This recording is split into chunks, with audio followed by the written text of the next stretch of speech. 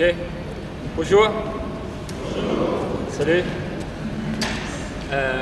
First of all, thanks so much for meeting up this many people. I must be quite honest that I didn't know that France had this many coaches. So yeah, promising. Shorter or yeah. Merci à tous d'être venus. Pour être honnête, je ne m'attendais pas à ce que me retrouver devant autant d'entraîneurs français, donc c'est très prometteur. Second of all, this for me seems like going to a music show and there's a warm-up band, but what you're doing there is waiting for the real performance to go on. So I'd like to give the chance to thank Peter for doing a good warm-up for me. And now we'll start off with the real performance here. Okay. I need to translate that one. Donc c'est comme si vous étiez venu assister à un concert. Donc il y a eu la première partie ce matin. Donc merci Peter d'avoir chauffé la salle. Et maintenant vous allez vraiment assister à la vraie partie du concert.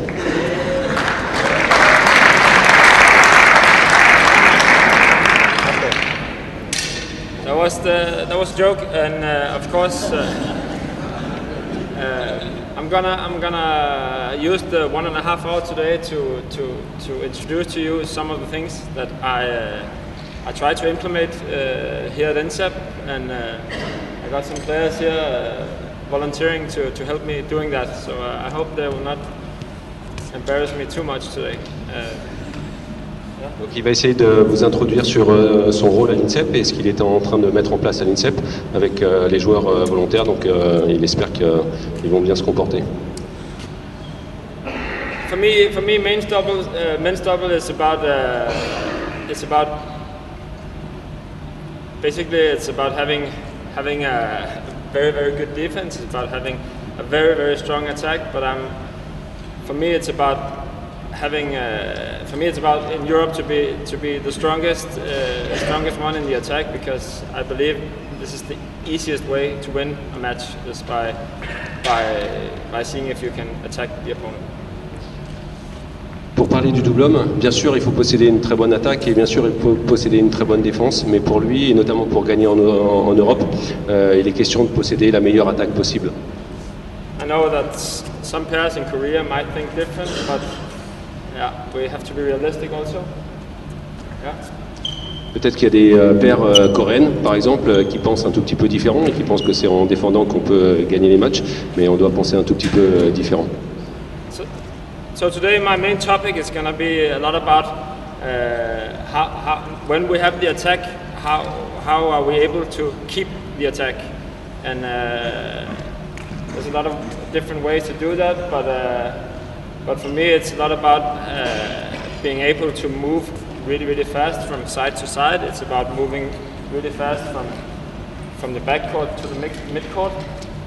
Donc l'objet principal c'est de savoir comment conserver l'attaque, et là il y a bien sûr différentes manières de pouvoir conserver l'attaque, et entre autres de bouger très vite sur les côtés, sur le fond, de côté à côté sur le fond du court, et de bouger très vite du fond de court vers le mi-court.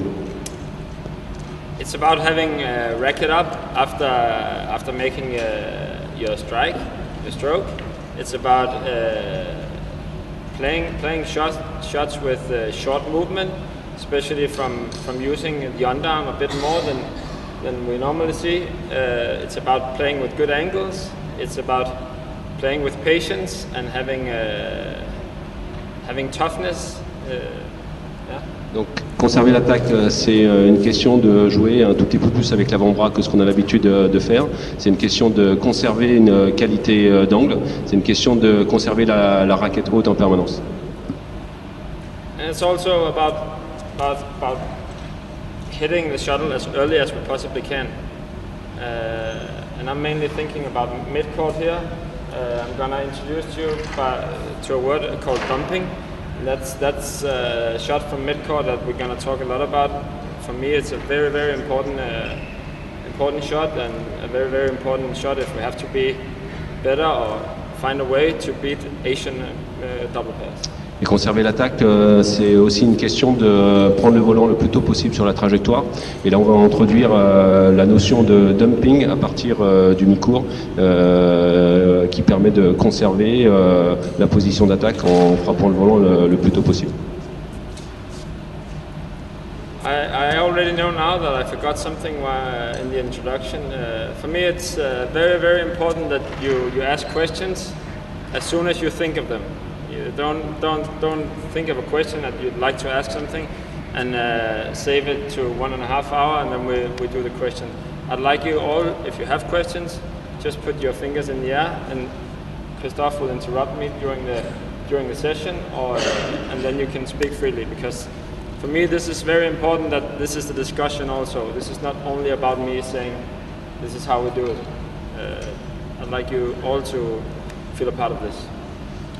Donc j'espère, Emre, que son exposé soit très interactif, donc n'hésitez pas à poser des questions dans l'instant, pas à conserver les questions pour les poser tout à la fin, et dès qu'il y aura une question, vous levez simplement la main, et puis moi j'interromprai Jesper.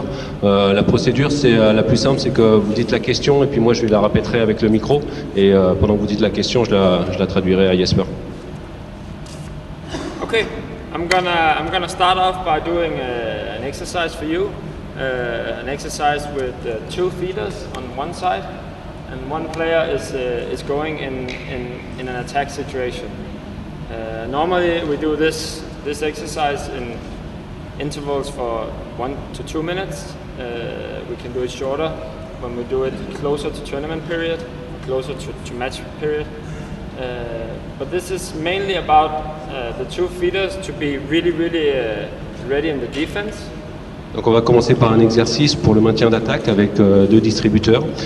Généralement on fait cet exercice sur un intervalle de 2 minutes, peut-être raccourcir un tout petit peu l'intervalle si jamais on se rapproche de la période compétitive. The one who's going is going from an attack situation. The 2 feeders has to start with high lift all the time, and the one who's going is actually covering. I'd like to divide my court into 3 periods. It's like 1/3, 2/3, and 3/3. Okay, okay. In this part, we're covering only the last third. The last third. Ok, donc les distributeurs vont commencer par un service haut, et donc c'est la question de conserver l'attaque. Il divise la partie du cours de l'attaque en 3 tiers. Voilà, un tiers fond de cours, un tiers mi-cours et un tiers filet. Okay. The 2 feeders has to pay a lot of attention in being ready in the defense, because this is about giving all to the player who's actually working. And the player who's working has to start off the rally saying, okay, I'm ready now to work only in offense, but it's not about only hitting hard smashes or only hitting one hard or one drop shot. It's about playing with quality. It's about playing with fast movement in the arm, but it's also about being ready after the shot. Ok. La tâche de celui qui va essayer de conserver l'attaque, c'est pas simplement de penser à taper fort tout le temps, ni d'enchaîner simplement un smash très très fort et un amorti, mais c'est pour lui penser à varier complètement la situation d'attaque, mais aussi être complètement prêt pour le coup d'après. Okay. Can I have Baptiste and Julian in the defense on this side, and Bastien?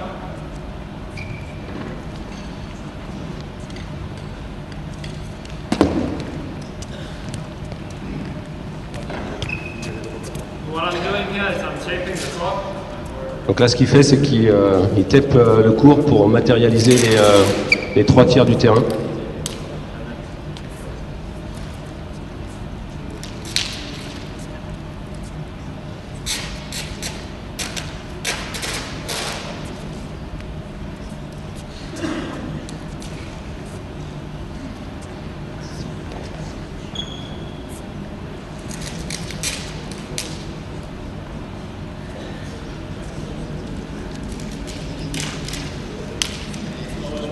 French quality.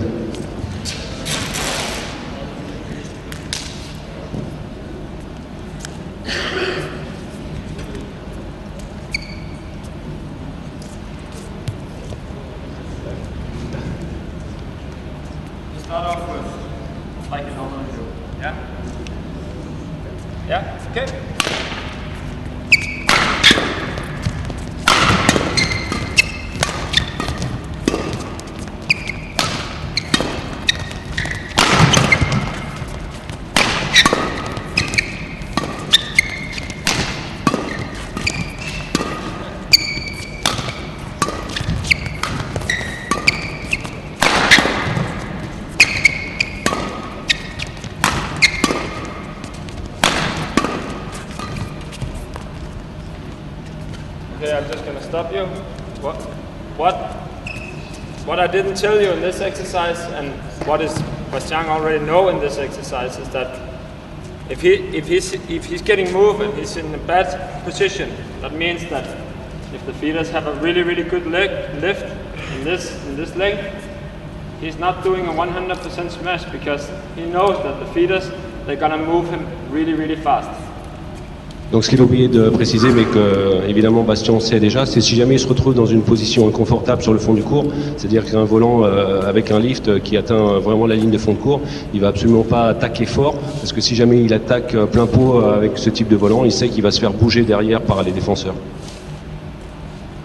The reason why I want the feeders to be aggressive when we make the player make bad choices is because, for me, this is a lot what I see in matches when French players play big tournaments, big matches. It's also what I see here in French Open. Anybody see the mixed doubles with Wonang and Emily, and you see the mixed men's doubles with Baptiste and Wonang? I saw a lot of times Wonang hitting a hard smash, or maybe not even 100%, but 80% of the times, and he was moved instantly to the opposite side of the court. And we're gonna see that a lot. We're gonna see Asians doing that a lot. Donc ce qu'il demande aux deux distributeurs, ceux qui sont en situation de défense, c'est d'être très agressifs dans le choix des trajectoires et la qualité des trajectoires, si jamais celui qui est l'attaquant n'est pas dans une position à les mettre en difficulté, parce qu'on peut prendre l'exemple avec le double mixte Renan-Émilie ou Renan et Baptiste en double homme. À chaque fois qu'il y avait un coup qui était d'attaque qui était mal exécuté, systématiquement il se faisait bouger très fort sur le fond du court et se mettait mettre en difficulté, et c'est pas ce qu'il voit apparaître la plupart du temps dans le jeu des joueurs français. Of course, I know that this is not only an exercise for moving him side to side, but this is about making an exercise, but knowing the exercises and doing it again and again, because then we can make small changements in exercises. Ok, donc c'est pas simplement un exercice pour que les défenseurs bougent l'attaquant side to side, donc d'un couloir à l'autre, mais c'est aussi un exercice pour changer et corriger plein de petites choses et plein de petits détails à l'intérieur des exécutions techniques. Okay. I'm gonna change the exercise now because what we experience in the short time I've been at INSEP is that sometimes exercises can work really well, and sometimes you need to change exercises. For me, it's a lot about sometimes saying which player do you have on the practice, what is the player, what is making them feel 100% on court. And sometimes I experience that by changing exercises to time interval exercise and change it to a competitive exercise, I see changes in the game. Donc il va changer d'exercice, parce que ce dont il s'est aperçu quand il met en place les exercices sur l'INSEP, c'est qu'en changeant les exercices, en faisant devenir un exercice un tout petit peu plus compétitif ou le contraire, il changeait aussi la qualité de l'exécution. Et donc c'est pas une question de dire je vais faire tel type d'exercice parce que j'ai tel type de joueur en face de moi, mais aussi de changer régulièrement les exercices pour trouver systématiquement la qualité dans l'exécution.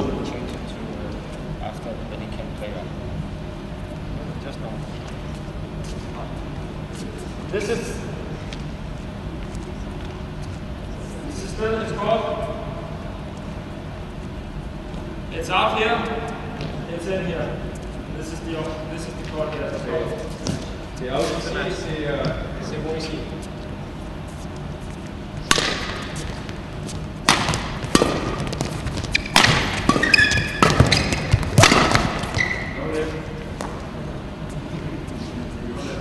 Pas de ligue de la part de Bastien.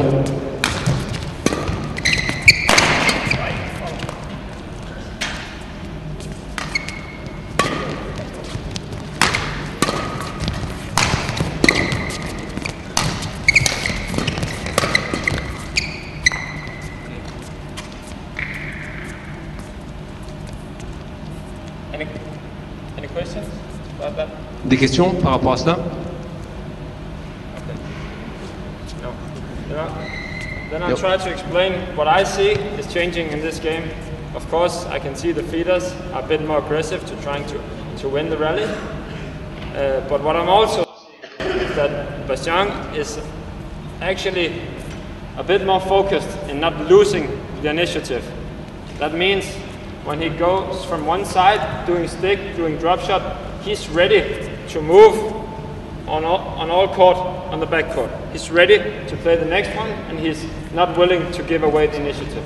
Donc ce que Jesper a remarqué dès qu'il a changé un tout petit peu la consigne en mettant un tout petit peu un aspect compétitif par rapport aux zones in et out, c'est que déjà les deux feeders étaient beaucoup plus agressifs dans les trajectoires produits, mais aussi Bastien était beaucoup plus concentré sur le fait de ne pas perdre la situation d'attaque et beaucoup plus prêt après chaque coup d'attaque, même si c'était un stick ou si c'était un amorti du fond du court.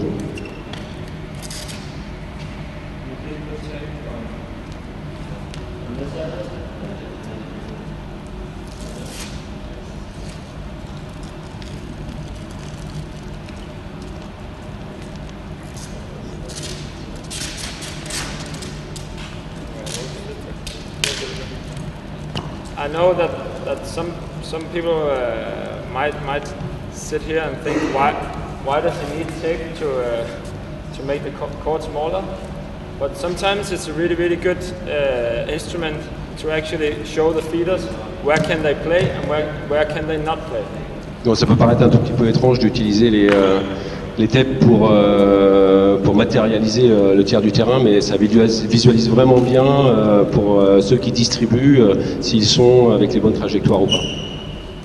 Okay. As you all see on court now, I enlarged the court a bit, so Bastien now has to cover a little bit less than half a badminton court, and the feeders are still doing the same thing. Donc on a rétréci un tout petit peu le court, donc Bastien doit couvrir une partie du terrain un peu plus importante sur le fond du court et toujours garder l'initiative. What is important for me here, what I'm looking at when I see Bastien making this exercise, is that I'm very focused in his movement because he's a big guy, and I'm also very focused on where is his racket, moving? Is it after the stroke down here? Is it the stroke with short movement? What is he doing? And also I'm looking also very much at how is the quality on his shot. Is he playing hard shots all the time? Is he using the angles, playing steep ones? Is he putting it at the shoulder on Julian? What is he actually doing? Donc ce que va surtout regarder Jesper dans l'exécution de Bastien, c'est son mouvement et l'équilibre qu'il va apporter à son corps, parce que voilà, il est grand et c'est important pour lui, mais aussi la qualité des coups qu'il va produire, et notamment dans la production des coups piqués ou des attaques. I'd like you to take a look and only for you now, only to focus on the shots he's playing above his head and not think about the mid-court so much. We'll come to that later. Ok, donc surtout production des coups qui vont bouger avec une production de trajectoire d'attaque au-dessus de la tête et non pas trop avec les trajectoires à plat. Not too much with flat. Okay.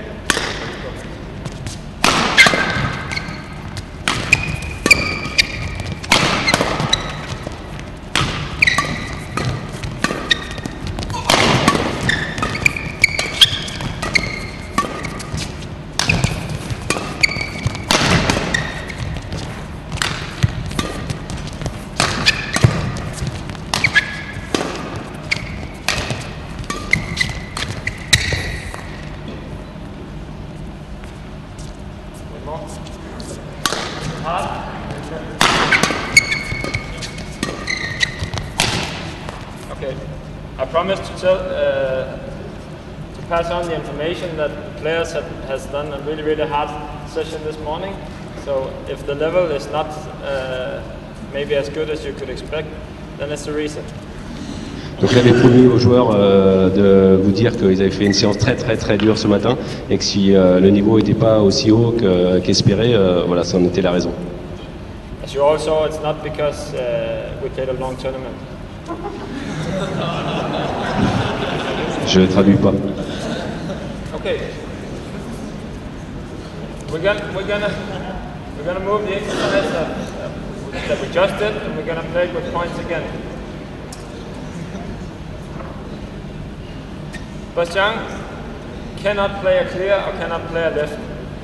Donc on va mettre en place la situation encore plus matchée. Donc Bastien n'a pas le droit de jouer ni de dégagement ni de lift. Normally we play matches around 7 points in this one before we change, because it's actually, if the feeders are ready and it's not Monday morning, it's really a hard exercise. Donc normalement on joue des matchs sur cette situation en 7 points. Et normalement comme les joueurs sont réveillés parce que c'est pas le lundi matin, la qualité va être au rendez-vous. Okay, let's go.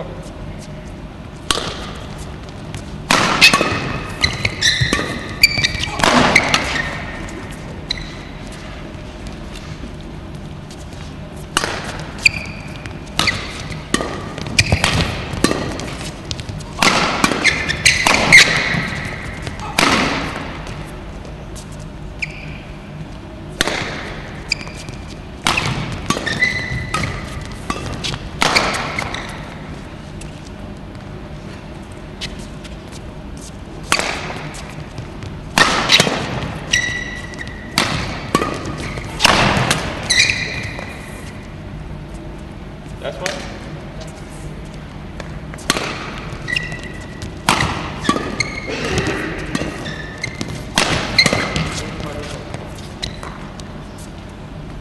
Play that one. Play one when you play the left right and move him.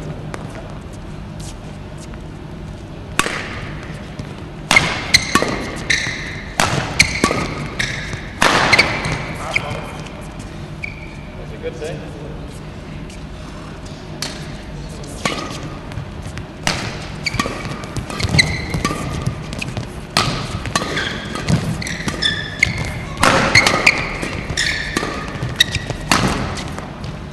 Okay, thank you, Bashman.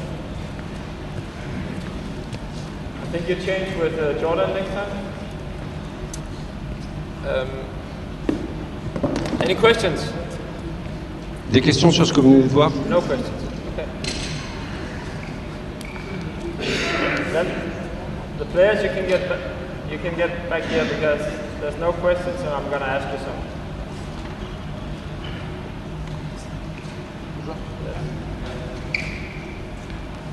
Yes.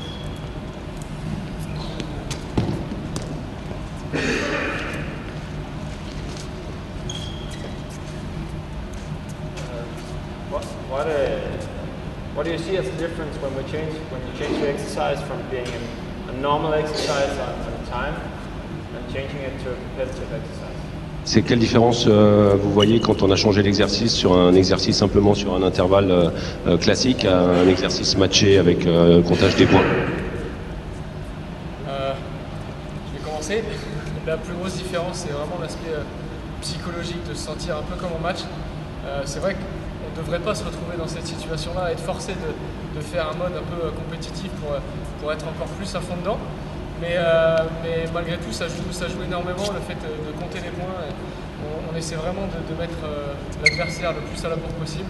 Et puis on est beaucoup plus focus sur chacun de nos Voilà, personnellement, je pense que c'est le cas aussi pour tous les autres joueurs. En tout cas, on a pu le constater, comme l'a dit Jesper tout à l'heure, au cours des entraînements qu'on a eu avec lui. À chaque fois, il y a eu plus de concentration et plus d'investissement dans le format compétitif.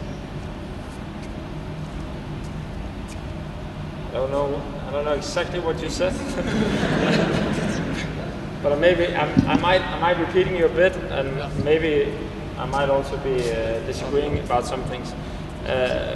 What I see and what I think is very important to have in mind here is because there will maybe some people will think, okay, if competitive practice is making exercises better in every parameter, then why not change to doing that all the time? I don't know. Ce qu'on pourrait penser, que c'est si jamais on fait évoluer systématiquement la situation d'exercice classique à une situation matchée, en pensant que ça va faire évoluer tous les paramètres, voilà, ça serait, on le ferait systématiquement, mais. But what I see as on the negative side, if you can say it like that, as a disadvantage, I see that Bastian is also making more mistakes than he did while we're doing the exercise. He might be doing that because he don't want to lose. Sometimes I see feeders also being a little bit too aggressive because we're all competitors in this sport, and sometimes if you make the exercise to being competitive, you lose some of the focus. Donc l'un des désavantages de remettre systématiquement la situation matchée, c'est que ça va provoquer plus d'erreurs de la part de Bastien, parce que comme tout le monde est compétiteur, il ne veut absolument pas perdre l'échange, et ça va rendre peut-être un tout petit peu trop agressif les deux feeders, ce qui va moduler un tout petit peu la qualité de l'exercice. The main thing is here that you think, and I know all of you do that, but the main thing for me is that when I make the change from going to a normal exercise on time and changing it into a competitive, sometimes I do it because I maybe want to get that 10% last 10% out of the player, because I know that I can motivate him a bit more in being in making it a game. But sometimes it's also about knowing what are you practicing? What are you practicing now? Because I think that from having the focus in mind to see that Bastian was working with his movement, working with his fast racket and having the racket up and being patient. That was the focus in the first exercise. And it's very important that he understands that when you move to competitive exercise, it's still the same things. Alors, l'important pour lui de changer sur la situation matchée, c'est de gagner les 10% supplémentaires de concentration et d'intensité et de qualité sur l'exercice, mais c'est aussi que celui qui est en train de travailler soit dans une concentration maximale. But it might be like this, that when we change, that quality and actually sharpness of playing the shots and the speed of his shots and the creativity from his backcourt is actually the most important thing, because when we start playing competitive, then he's thinking about winning. I know he's still focused in what he has to do because we are practicing this, but for most guys and for most competitors, it's about winning. And it's about finding a way to win. And that's what I see in this exercise, that then he tries to do something else because now he knows this is efficient and this is what he needs to do to win. Donc le fait aussi de rajouter la situation de matcher, c'est rajouter une concentration et un focus sur le comment être efficace et choisir le type de coup efficace pour gagner le point. Donc il y voit aussi de ce côté-là un avantage par rapport au fait de devenir beaucoup plus créatif et d'utiliser un registre de coups beaucoup plus important pour être systématiquement dans l'efficacité. What I'm trying to say here is that when you change from either one or going to the other, it's very important that you have in mind what is the focus, and especially having in mind that you need to tell the player what is the focus now, because otherwise it might change. Donc le fait de changer assez souvent entre la situation d'exercice classique et la situation matchée, c'est rappeler aux joueurs toujours que la concentration est pour être le plus efficace possible et amener de la qualité systématiquement dans tous les choix qui sont faits. For me, these exercises, especially this one, is a very, very important exercise for French badminton players and the doubles players, of course, because what I see from my short experience here in France is that we have a lot of high quality players. We have a lot of technically really, really skilled players. We have a lot of players with a really, really good mindset on where to put the shuttle. But what I'm also seeing is that we also have players who is maybe not so happy about hitting 2, 3, 4, 5, 6 times in a rally. I see players want to hit 1 or 2 times and then thinking, whoa, my God, one more time, then I have to find the line, I have to find something to make me kill the rally.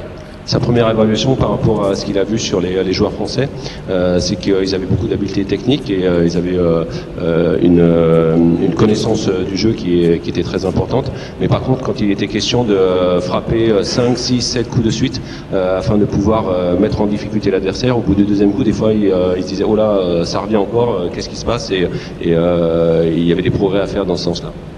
This is not at all to be negative or say we cannot do this. This is not about that at all. But this is just what I think is very, very important for the players to understand that we need to get better at this. We need to get better at doing the same things again and again, and we need to get better at doing this for a long time. Donc c'est pas une question d'être négatif dans l'évaluation et de dire on va jamais y arriver, c'est une question de dire on va progresser et on doit progresser dans ce secteur-là pour être positif en permanence, et même si à un moment donné au bout du deuxième, troisième coup de raquette le volant n'est pas par terre, c'est continuer, et donc ça passe aussi par ce type d'exercice. I need to speak louder, Thibaut. Thank you. This is not the only important thing in this exercise that we need to work hard and again. As I already explained, in this exercise there's a lot of different things you need to keep an eye on. I already explained that having a short movement with the underarm especially is very important.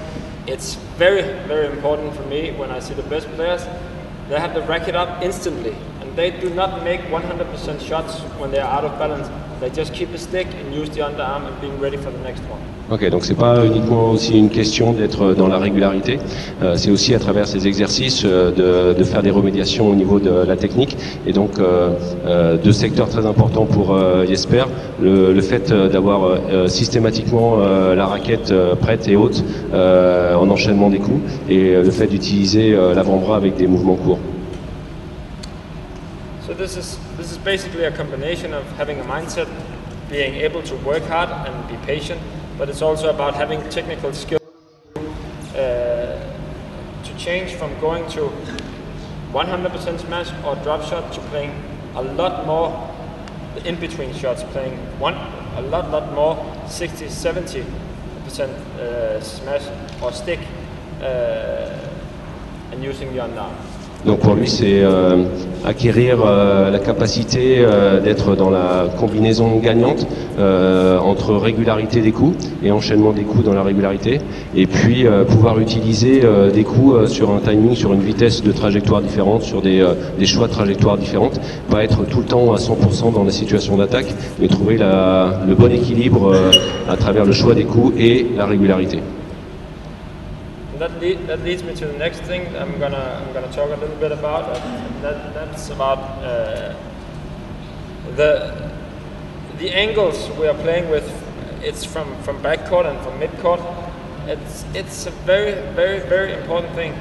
It's les angles avec lesquels on va pouvoir taper les trajectoires entre les trajectoires d'attaque sur le fond du court et le mi-court sont pour lui quelque chose de très très important.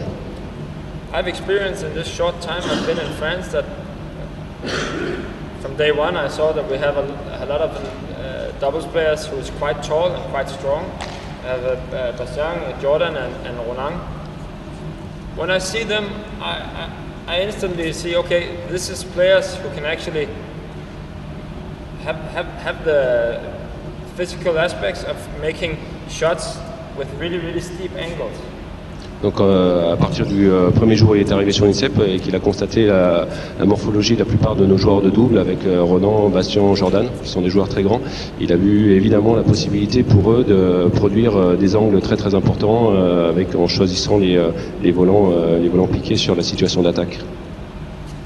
But to be quite honest, this is not to be hard on the players and to be negative at all. But what I saw from the start is that the players are not using these angles that much and they're not thinking that much about the angles. Son premier constat a été qu'ils n'utilisaient pas cette possibilité, en tout cas pas suffisamment. Yeah. I'm going to show the same exercise again, where I changed the focus from. I put another tall player into the court. It's Jordan, and he's one of the players I've been talking a lot about this topic with. Everybody knows that he knows himself that he has a hard smash, but basically it doesn't matter. If you want to reach the next level, it doesn't matter if you hit the hardest smash in the world if you put it in the racket. Donc le prochain exercice va mettre Bastien en situation, Jordan en situation, pardon. Et Jordan sait qu'il a une attaque très très forte, mais pour Jesper, c'est pas si important que ça, la puissance de l'attaque ou d'augmenter la puissance de l'attaque, parce que le gain et la situation d'attaque positive va se faire dans un autre registre. Yes. Can I have you get one more chance on defense?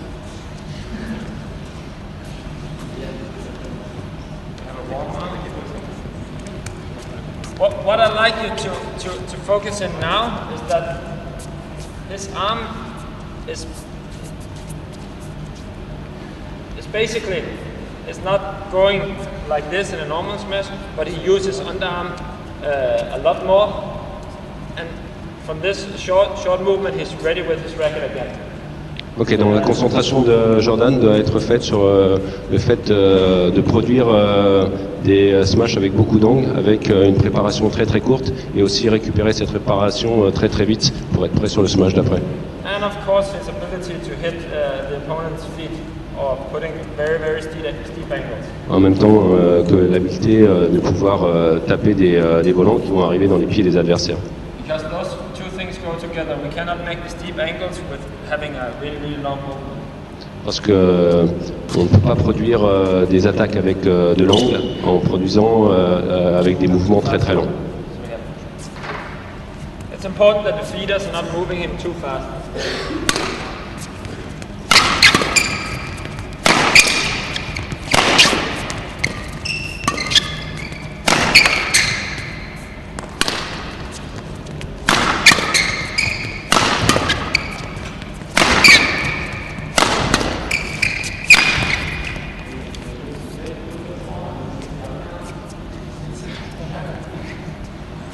Et il lui demande de raccourcir encore le mouvement.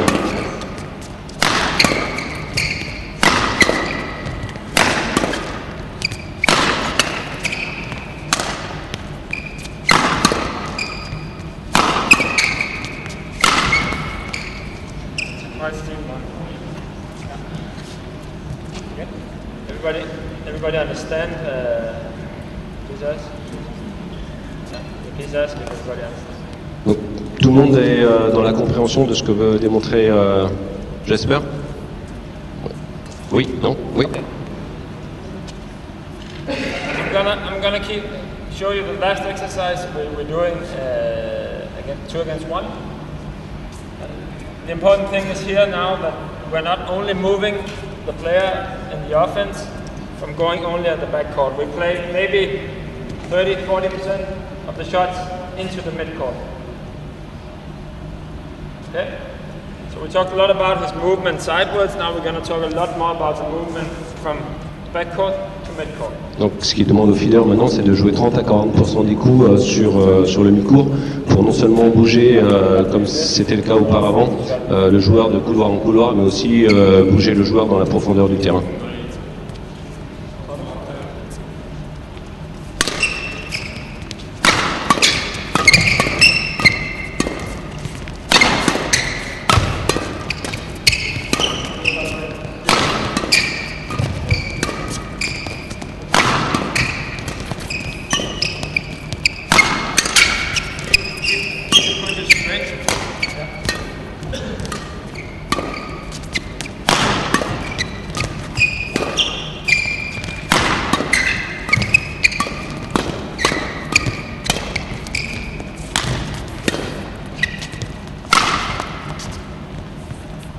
Okay, thank you.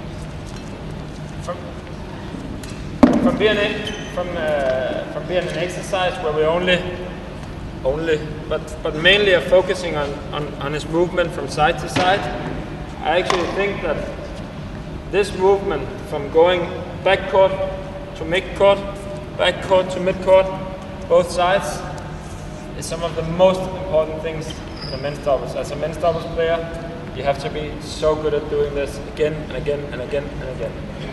Il pense que les qualités d'un très bon joueur de double doivent avant tout être les capacités à bouger très très bien entre le fond de court et le mi-court, au-delà de bouger très très bien de couloir en couloir. Every doubles players in the world, in European level, in top level, in French level, they know how to push the defense. They know how to push back from the defense and putting into this area. Tous les joueurs dans le monde savent très très bien comment réaliser les défenses qui sont poussées et qui amènent le joueur à jouer entre le fond de court et le mi-court. When I see especially Onang Baptiste in tournaments, I see a lot of attack being lost, initiative being lost, and change from attack to defense in this area. Donc quand il observe les joueurs français dans les tournois, il voit beaucoup de pertes de la situation d'attaque dans le passage entre attaquer sur le fond du court et conserver l'attaque sur les coups mi-courts. Et les coups ici ne permettent pas d'être suffisamment qualitatifs pour maintenir la situation d'attaque. Even though we go on court talking about the net player, is most likely in a worse situation than the backcourt player. The backcourt player, if he's good enough and if he's fast enough and if he's clever enough from the backcourt, making the right choices, he should be able to come in a good position from backcourt to midcourt, playing the rally and the shuttle in front of him. Le fait de venir dans une bonne position sur le mi-court après un coup d'attaque effectué sur le fond du court, c'est surtout la faculté à l'attaquant qui frappe sur le fond du court d'être très intelligent par rapport au choix des trajectoires. Et s'il est très intelligent par rapport à ce choix de trajectoire, il va systématiquement venir dans une bonne position pour conserver l'attaque à partir du mi-court. That's why this exercise we just did is very, very important. C'est pourquoi ces exercices sont très très très importants. It's very, very important, and that leads me to the technical thing about playing the mid-court. Just need a racket. And I need 3 players again. Allez les gars, allez.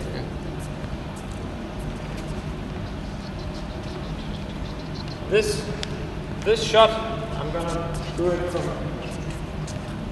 with back to you, but coming from the back court into the mid court, I experienced a lot of players, the players I'm working with every day, going in like this,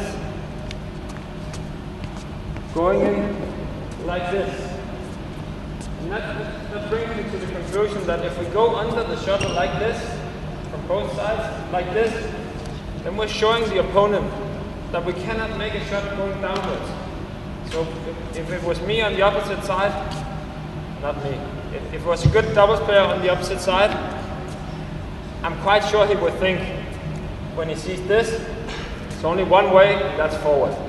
Donc ce qu'il observe trop souvent chez les joueurs français, c'est qu'après un coup frappé sur le fond du court, quand ils enchaînent sur le mi-court, ils arrivent avec un mouvement qui vient avec tête des raquettes par en dessous. Et donc dès que l'adversaire va voir ça, c'est clair, ils vont venir vers l'avant du court et mettre de la pression, parce qu'il y a à partir de ce mouvement-là qu'un coup défensif qui peut être effectué et pas un coup qui va voir descendre le volant. But I know it's not that simple just to say this is about the angle on the racket and with the position to make the shot. It's also about the movement from going very fast from the backcourt into the midcourt very fast, but it's also about not having a big movement, so we have to have the racket from here and going up. We all seen Ronang play, he has a bit of trouble, maybe his racket is a bit more heavy than all the other players, I don't know. But it makes me to one conclusion, that it would be a lot easier for him if he had a smaller swing, only going with the underarm, to being ready on the next one. 3 aspects pour être très qualitatif dans cet enchaînement. Le fait de se déplacer très très vite entre la situation fond de court et la situation de mi-court, mais aussi la capacité à techniquement arriver avec la raquette haute et non pas repasser en dessous le volant. Et la troisième chose, avoir des gestes courts en finition de geste afin d'être en capacité d'enchaîner, d'avoir la bonne position de tête de raquette sur le mi-court. One more player, Baptiste. Can you please go in and also do a exercise? Next exercise, I'm gonna. This is the most important thing. Now we go into the exercise with this focus, as that the attacking pair has to keep the attack. This is the agenda at all times. So this pair, maybe sit on the other side. I don't know. I think we might say this pair instead. It looks easier on this side. This pair is the attacking pair. That means this pair have to start with a high lift. Donc la paire attaquante est Julien et Jordan, et elle doit absolument garder l'attaque. Et la paire ici avec Baptiste et Thomas commence avec un volant levé vers le fond du court.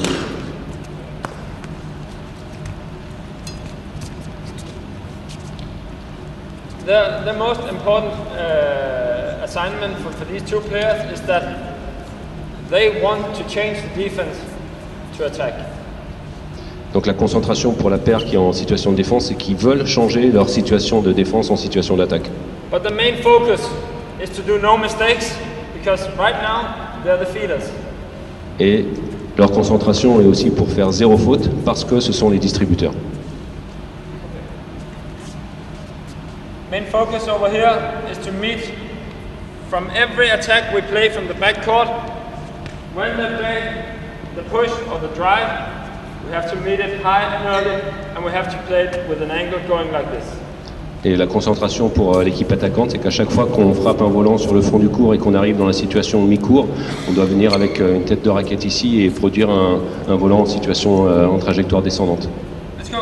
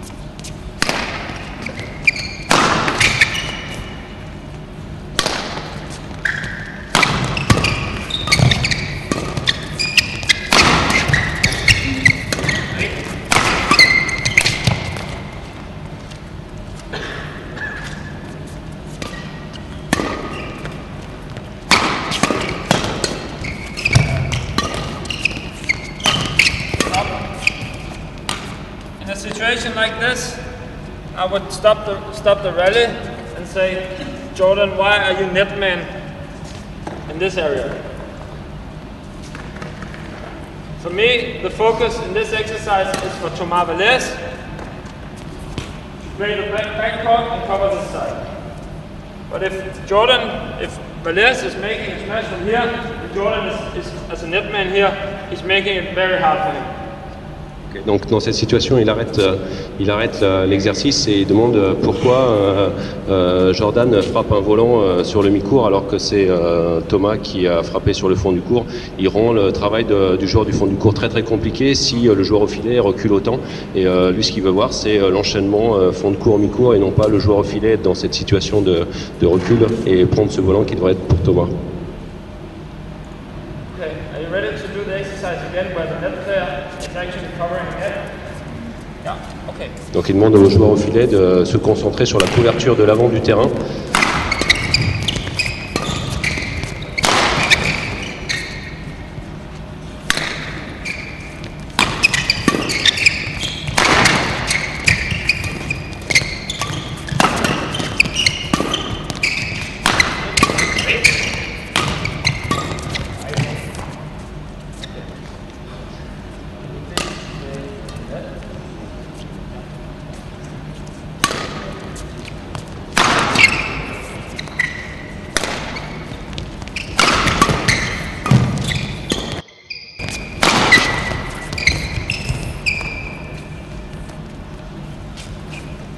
you take 10% off the smash, so the guys actually have a chance to do the pushbacks.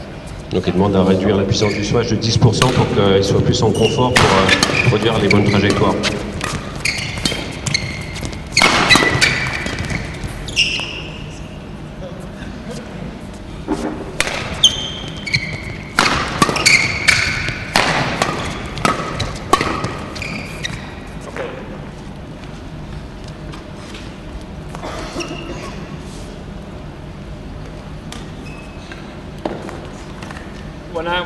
When I said earlier that every doubles player on each and every level is quite good at doing a pushback in men's doubles, I actually thought that now I'm a bit more clever after I see this.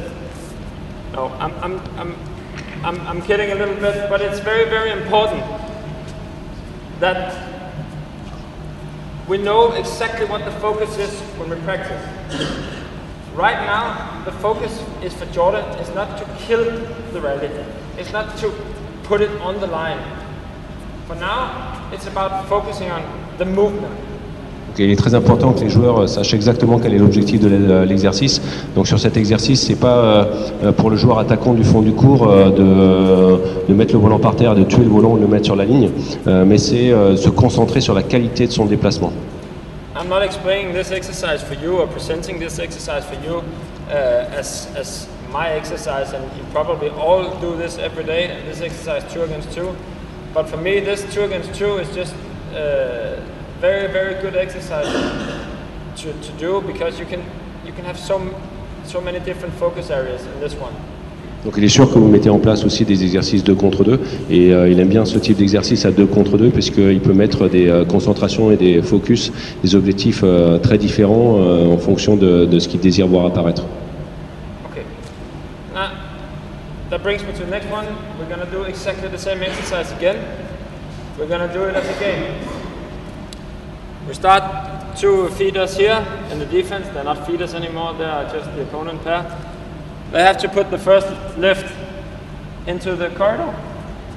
Yeah. Donc en transformation de la situation en situation matchée où les 2 distributeurs doivent absolument mettre le premier volant dans le couloir de fond de cours. For the attacking pair, it's basically about winning, but first of all, it's about keeping the attack. If the defense pair, they play left or drive, Jordan or Toman, they cannot play the shuttle going up. They have to play everything with downward angle, otherwise it's lost. Ok, donc le focus des attaquants, c'est évidemment de gagner le point et de conserver l'attaque. Mais dans un deuxième temps, si jamais il y a une défense à plat, c'est le coup d'après doit absolument avoir une trajectoire descendante et non pas une trajectoire montante.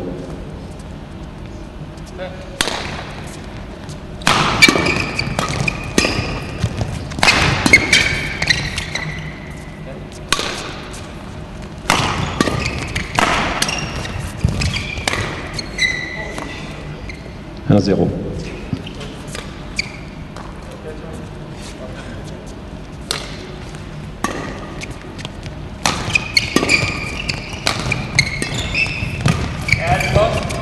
Donc là c'est perdu puisque la trajectoire à mi-cours de Jordan était montante. I'm going to stop you on this one. This is exactly a good example on how the exercise is changing. But just is suddenly, because we play in points, he's a lot more aggressive in the defense. He's a lot more moving forward. And he also play the mid-court now. Donc c'est exactement comme ça que l'exercice change quand on passe sur la situation matchée. Baptiste a été beaucoup plus agressif sur ses choix et son agressivité sur les défenses, et on voit apparaître beaucoup plus de défense vers le mi-court. Okay, let's see it again.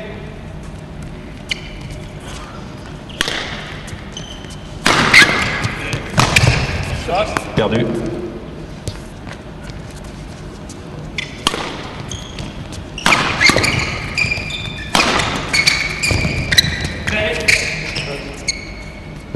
Juste, n'hésitez pas à poser des questions si jamais elles vous viennent, et à interrompre la situation ou interrompre Jesper.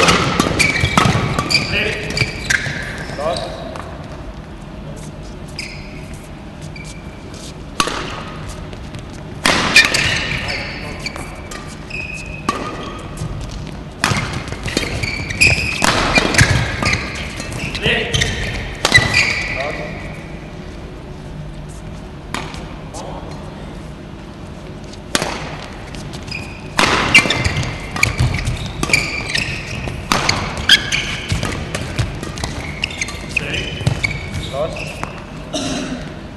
Okay. Any questions regarding this? Yeah.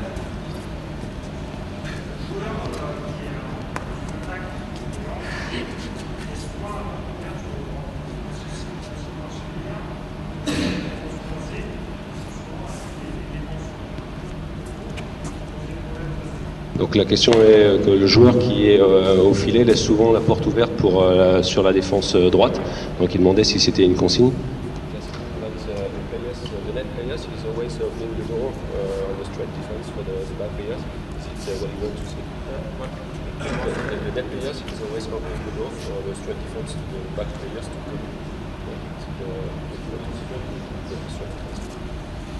Good question.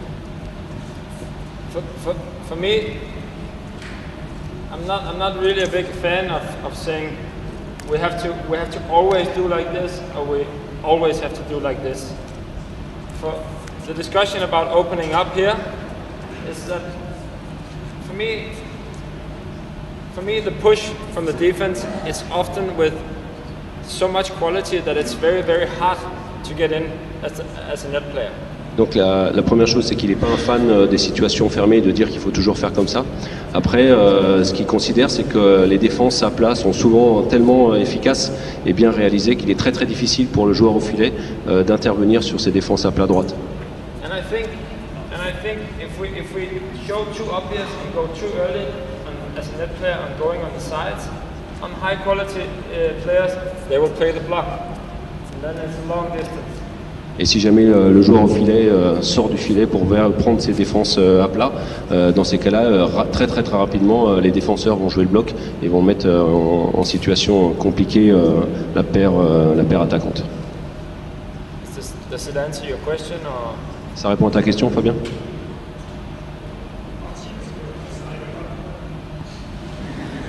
Donc il dit que ça règle pas le problème. C'est quel problème?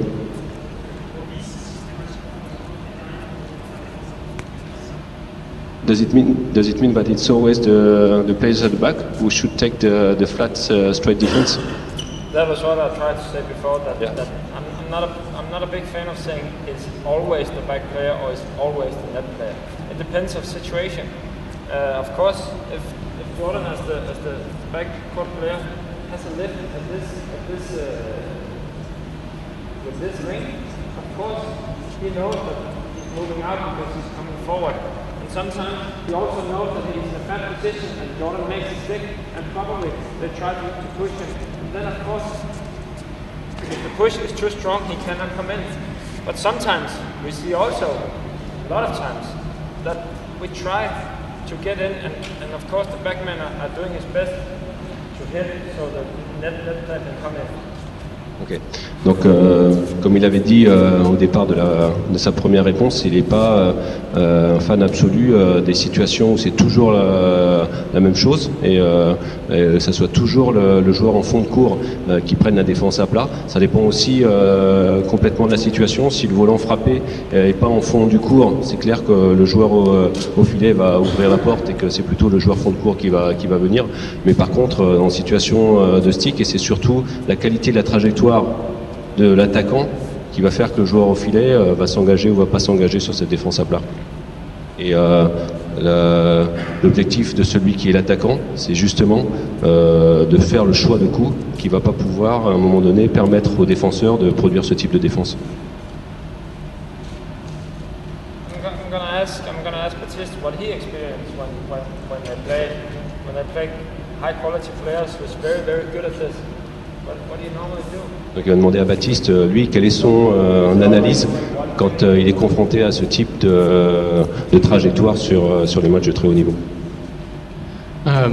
C'est vrai qu'on a été souvent confronté à des joueurs qui rentrent énormément dans leur défense, qui mettent énormément de vitesse et ça devient très difficile pour le joueur qui est au filet d'essayer d'intercepter les volants, à moins de s'appeler Liungde ou je ne sais quoi. Mais donc principalement, on va essayer de mettre en place une stratégie avec le partenaire pour faire en sorte que celui qui tape du fond de court avance vraiment beaucoup à chaque fois dans le terrain et essaie d'intercepter tous les volants justement qui viennent très rapidement. Après, ça c'est une partie des choses. pour l'exercice avant, si ça répond un peu à ta question, je pense que de toute façon c'est celui qui est au filet qui décide, qui prend les décisions. À partir du moment où il se décale à droite ou à gauche dans le bon timing, celui derrière il a le temps de prendre l'information. Et là c'était à Jordan dans ces cas-là d'essayer d'avancer le plus vite possible pour prendre le volant le plus tôt possible et de garder l'attaque. Donc ça marche comme ça. Après, quand c'est des pairs, on sait qu'ils retournent souvent, ils défendent souvent droit fort. Là, on peut mettre quelque chose en place de plus spécifique, vraiment, de se dire à chaque fois celui qui est au filet, il prend le croisé, il laisse le volant qui va trop vite pour celui qui est derrière. Si ça répond un peu mieux à ta question.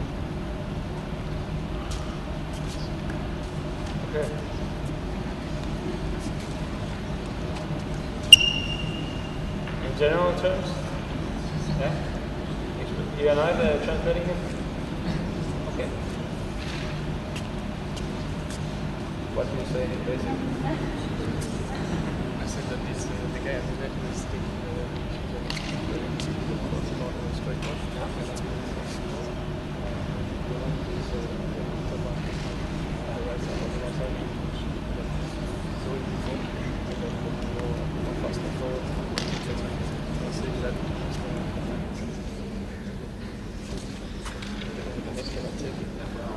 Okay.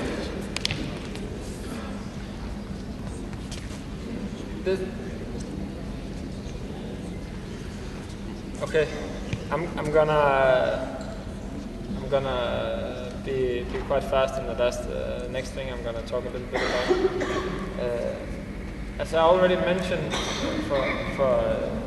for some of you, for all of you now, is that this shot from the midcourt is also very, very important. This exercise is an exercise we use a lot of time in practicing with the mixed doubles players, because this shot will come a lot of times in mixed doubles also. So we can use this both ways, in mixed doubles and men's doubles. Donc c'est un coup qui va réapparaître très très très souvent, c'est pour ça qu'on met un focus là-dessus, et également pour les joueurs de mixte. What is really what is important for me is that I'd like to get all the French players in thinking that this shot has to be as early as we can possibly make it. Donc il faudrait que les joueurs français fassent une grande concentration pour que ce type de coup soit pris le plus tôt possible sur la trajectoire. From forehand side, from backhand side, no soft grip, no soft wrist, because when we hit the shuttle, it'll be like this. So always going in with a tight wrist, tight grip, closing. Ok, que ce soit du côté coup droit ou du côté revers, pas de prise molle et de tête de raquette molle, parce que sinon on va prendre le volant tard sur la trajectoire, et donc il demande d'avoir un grip ferme sur ce type de coup. As I mentioned before, this is the shot called dumping, and this is a shot we have to use on regular basis, and we have to have the technical abilities to play the way we have to play it. Donc c'est le coup qu'on a appelé dumping au départ. Je pense que c'est un nouveau terme pour chacun d'entre nous, d'entre vous. Et on introduit cette technique au niveau du dumping sur un coup qui est pris très très tôt sur la trajectoire, avec une prise ferme et une tête de raquette très très ferme. At World Championships, Ronan Baptiste played at San Ancetuan in Indonesia on their home court, and we all know that San Ancetuan are quite strong, and 1, 2, and 3 quite strong, a little underestimated, but really really strong. And we know that probably they would also be a lot better than us in the pushing, in the drive, in the flat game. So we talk. Quand Baptiste et Ronan ont joué à San Setiabon au deuxième tour des championnats du monde, ils savaient que de manière générale, ils allaient être un tout petit peu meilleurs que Ronan et Baptiste sur la production des 3 premiers coups, mais aussi sur la production des pushs et du jeu à plat. We talked a lot about doing the simple things on service and receive. On receiving part, we talked a lot about getting in to the service as early as we possibly could. Donc on a beaucoup parlé de faire les choses les plus simples possibles sur la situation service-retour et surtout se concentrer sur le retour simplement sur le fait de prendre le volant le plus tôt possible sur la trajectoire. The actual shot or the actual choice was not the important thing. The important thing was to go in early, as early as we could, and keeping it simple. Le choix du coup n'était pas le plus important. La concentration devait se faire sur le fait de prendre le volant le plus tôt possible et de produire le coup le plus simple possible derrière. And we talked a lot about if we were able to push the rally into the shots after number 1, 2 and 3, we had a good rally going. Et la concentration était pour essayer de passer au-delà des 3 premiers coups et de rentrer dans l'échange à partir du 4e coup. And after that, we expected them to play a lot in this area, either soft or either hard. Et après, on s'attendait à ce qu'ils jouent beaucoup dans l'aire de jeu mi-court, soit de manière à plat très très fort, soit de manière poussée. The only response we were able to make, and the chance we believed that we had, was not to push. We needed to block at all times. Et à partir de cette situation où ils allaient jouer beaucoup sur le mi-court, que ce soit fort ou moins fort, on savait que la manière de répondre à ça, c'était plutôt les blocs et non pas de rejouer fort ou pousser. We talked about when we block, we need to get in as early as we possibly could. Always we need to do that, but especially in this time. If we go from this, they will see us and they will kill us. Et notre concentration sur la production des blocs était bien sûr de prendre le volant le plus tôt possible sur la trajectoire parce qu'on savait que sinon qu'ils allaient venir tôt sur le filet et tuer. Can you talk a little bit about how it actually... Comment Baptiste a expérimenté tout ça sur le cours? Alors, en règle générale, là, concernant le match au championnat du monde, c'est vrai que ce jour-là, on a réussi à très bien le faire, mais ça reste une stratégie de base contre les joueurs asiatiques qui vont, on le sait, très vite, ils tapent très fort. Donc l'intérêt pour les joueurs européens qui, comme nous, c'est d'essayer de garder l'attaque le maximum, le plus souvent possible. Et ce dont Jesper parle, les dumpings, on n'a pas trouvé vraiment de traduction, de mots traduits pour ça en français, mais je dirais que c'est entre le bloc et le push. Donc c'est en fait une trajectoire, un volant qu'il faut aller chercher le plus haut possible, avec une tête de raquette descendante pour proposer une trajectoire qui descend mais avec un minimum de vitesse. Pas aller chercher donc trop le volant à mi-court, pas proposer un bloc qui fait juste ça, mais quelque chose qui descend avec plus de vitesse pour garder la raquette haute après et prêt pour les coups d'après. Et ça c'est quelque chose de très très important contre des joueurs surtout de ce niveau-là et en plus asiatiques. Si je peux donner un exemple de quelqu'un qui le fait très bien et que vous allez pouvoir voir cet après-midi, c'est Adcock, le joueur de mixte anglais, qui est très bon dans ce domaine-là, surtout en mixte. Il arrive à vraiment être très tôt sur le volant à mi-court et à chaque fois essayer de trouver les bons angles pour garder l'attaque avec la bonne vitesse.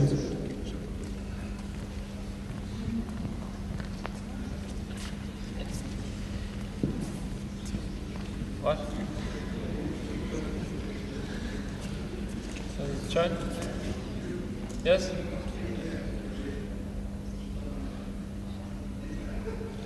I talk to this side? Oh. Okay.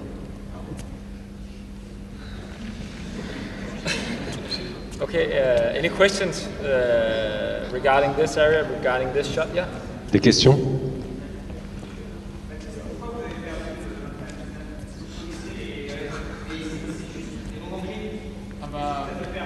He's asking why they've been losing at the end 1921. On enfonce un couteau dans la plaie. Tout simplement parce que voilà, pour réussir à jouer comme on a pu le faire dans le match avec vraiment du très bon niveau pendant un certain temps, c'est quelque chose qui nous a demandé énormément de concentration, énormément d'intensité et à ce niveau-là, on n'a tout simplement pas encore l'expérience, l'habitude de jouer et donc de garder ce niveau-là à chaque fois tout le temps.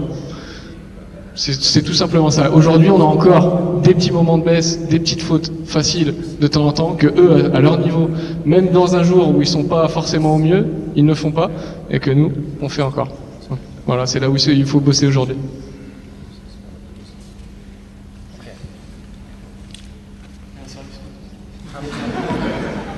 I'm gonna.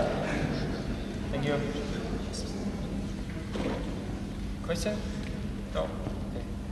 Sure. Okay.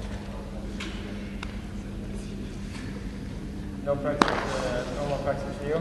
Thank you. I'm gonna use the next 5 minutes before I end up here to talk a little bit about how I see my situation and status here. No status, but role here at INSEP and the things I come from, the culture I've been raised in Danish badminton, is some of the things I'd like to implement in the players here. Maintenant, je vais vous parler un tout petit peu plus par rapport à mon background, de ce que j'ai vécu et de mon expérience au Danemark, comment je vais pouvoir le mettre en place dans l'entraînement ici à l'INSEP. I'm hoping that none of you are thinking that I just want to do it the Danish way, but I have an experience from coming from a system that we are actually quite good in working with small details, and we are quite good at doing it again and again and again and again. La question, c'est pas de vouloir mettre en place un système à la danoise, mais je viens d'une éducation où la culture du détail est très très importante et remettre toujours sur la tâche encore et encore la remédiation et cette culture du détail. That being said, it was a huge challenge for me to start working with technical practice at INSEP. It was, I think, very hard for the player to work individually for maybe 1 hour sometimes on their own working areas. Only technical. Et c'était un grand challenge pour moi au départ d'amener les joueurs français à travailler dans la durée, parfois 1 heure ou plus d'1 heure, sur juste un élément technique. That being said, it's improving quite a lot, and we also need that because a lot of my belief is going from the tactical aspect and the things we have to do on court. It comes from are we technically good enough to do it? And I believe with more technical practice and having players more interested in how do I develop this part? How do I do this better? Am I ready to do this 1,000 times to make it perfect? Et ces croyances par rapport aux mises en place tactiques sont sur est-ce que en tant que joueur je suis capable techniquement avant tout de réaliser tel ou tel coup, ce qui va à un moment donné libérer les options tactiques. This leads me to the next thing is that we have to watch a lot of video in this process. We have to watch the best players. How do they do the perfect stick smash or hitting with the underarm or doing the dump? Look at the best players. How do they do it? The service part. Look at the best players. Et encore une fois, c'est une des priorités, c'est de regarder énormément de vidéos pour regarder comment font les meilleurs joueurs par rapport à la production de tel ou tel coup. Look at your own technical skills. How do you do it? Visualize. How do I want to do it? How do I do it now? We have to find that sense of going into details and going really hard for working with developing these things, not only when we're on court, but also off court. Et également pas simplement regarder les vidéos des joueurs, de la production des joueurs, d'autres joueurs, mais aussi sa propre production et développer une véritable culture du détail par rapport aux remédiations apportées par rapport à sa propre production technique. We're working, Peter and I and the coaching team have a big focus on how is the attitude on court. How do we show, what do we show to our partner, to our coach, to our opponent? How is our look in our faces? How is the body language? We're using a lot of time doing that, and this is some place where I think we've already improved quite a lot. Peter, Jesper et toute l'équipe de coach à l'INSEP passe beaucoup de temps à être très très attentif aux attitudes des joueurs, à ce qu'ils montrent à eux-mêmes, à ce qu'ils montrent à leurs partenaires, à ce qu'ils montrent à l'ensemble du groupe sur comment produire un langage corporel ou des expressions très positives par rapport à ce qui se passe sur l'entraînement. On the mental part, I think it's very, very difficult to work with players if they're not honest. I hope that I'm the kind of coach that players, my players, but the INSEP players, they have the courage to feel honest to me. I hope I have the human capacity to know that they can trust me and they can tell me things how they are. It's very, very difficult to have players telling you, yeah, I'm practicing very good and I was running last night, or telling me all the things that I want to hear, that they think I want to hear. Sur le côté mental des relations entraîneur-entraîneur, il attend vraiment à ce qu'il y ait beaucoup d'honnêteté et de transparence par rapport aux sentiments des joueurs, et il espère que les joueurs lui disent toujours exactement ce qu'ils ressentent par rapport à ce qui se passe sur le terrain.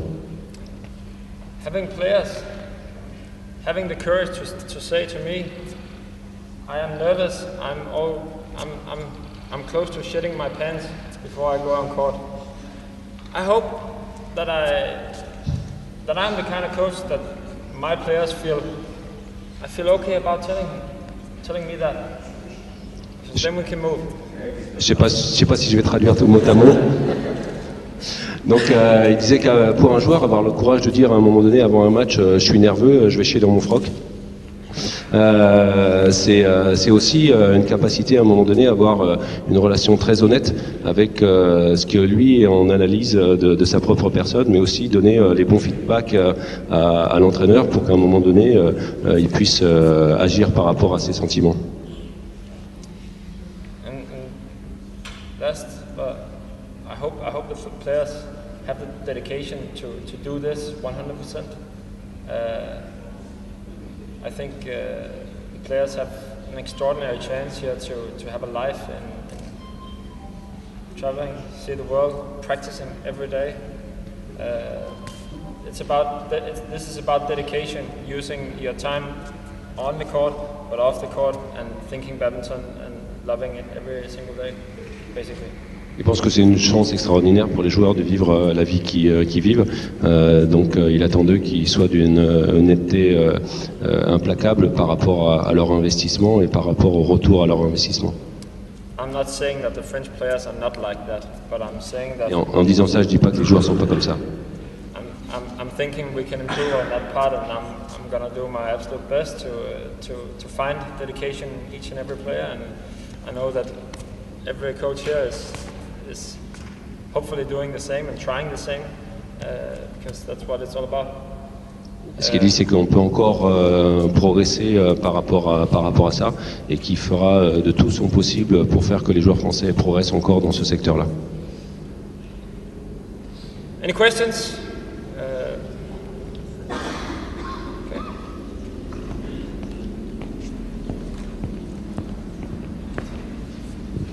Bonjour, j'ai une question qui est aussi par rapport à ce matin, puisqu'il y a, je ne sais pas si on peut parler d'un avant ou un après, mais jusqu'à début 2015, alors la question peut s'adresser aussi aux joueurs, c'est comment ils ont vécu la transition entre les entraîneurs qu'il y avait juste avant l'arrivée de cette équipe danoise, et du coup, comment ce qu'on a pu voir aujourd'hui va être transmis, puisqu'on avait eu un début de formation et délivré les OTHN et compagnie, et on voit qu'il y a un petit décalage entre ces documents d'époque et puis maintenant. Can I please have the players to come here?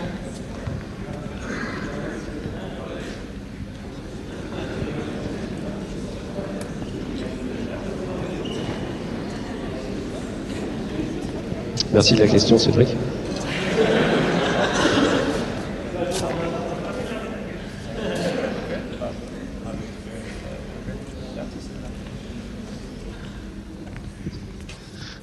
Apparemment, il l'avait déjà préparé cette question.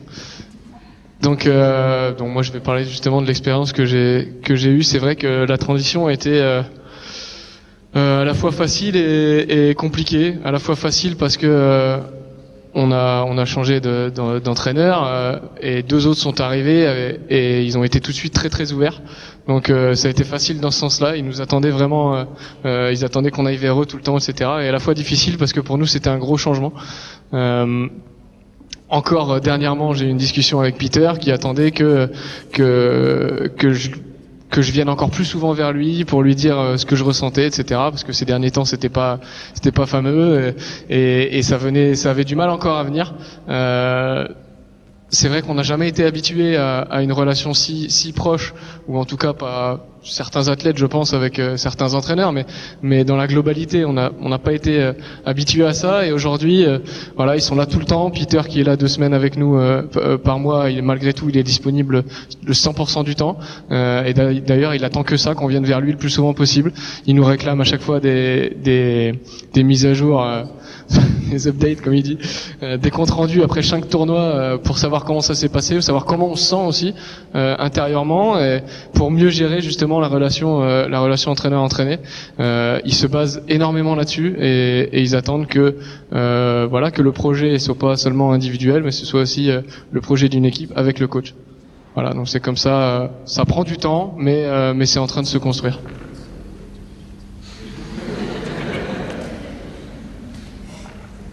Ok. Merci Jordan, merci Bastien.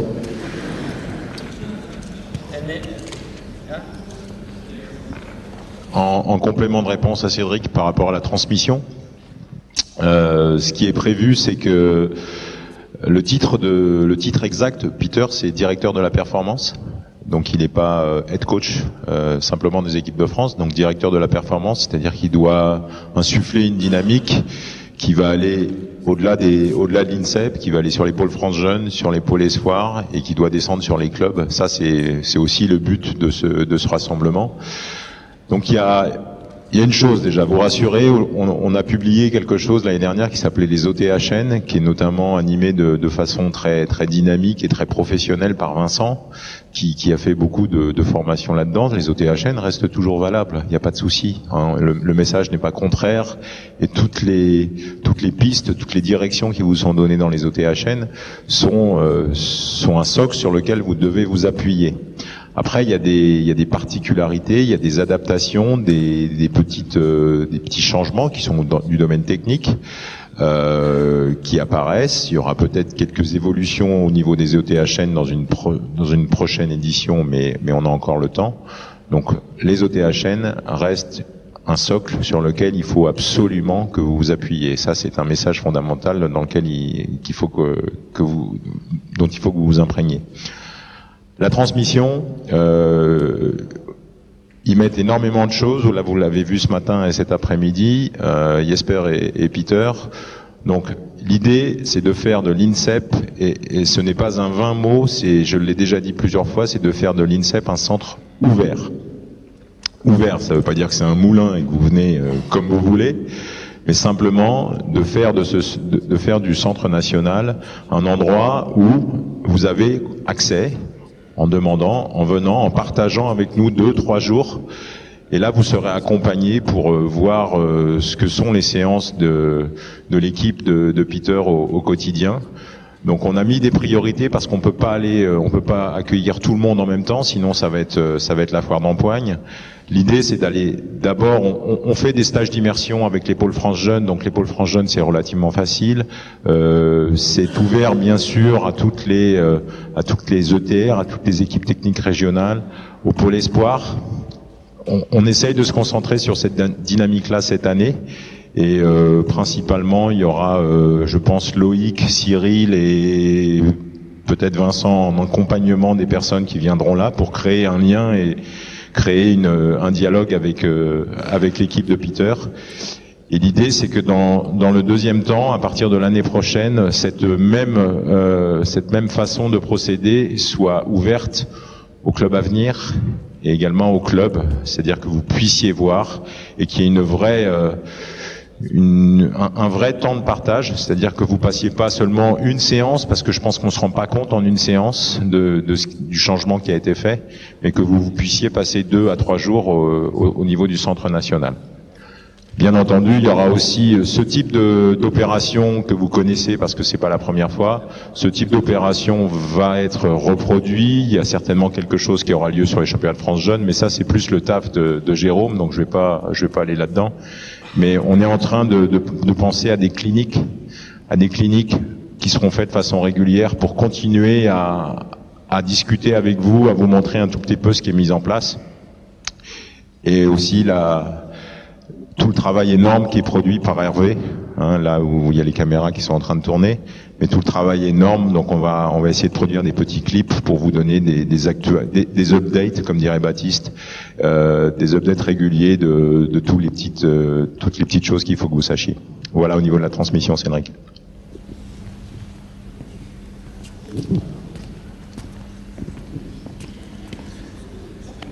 There's nothing left for me to say, but thank you all for listening. No, sorry, question? Yes.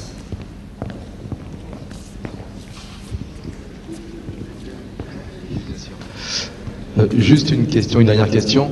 On a bien compris que il y avait une petite problématique autour du service en double, et je voulais savoir pour lui quels étaient les fondamentaux d'un bon service, d'un service de haut niveau, quoi. En gros, voilà.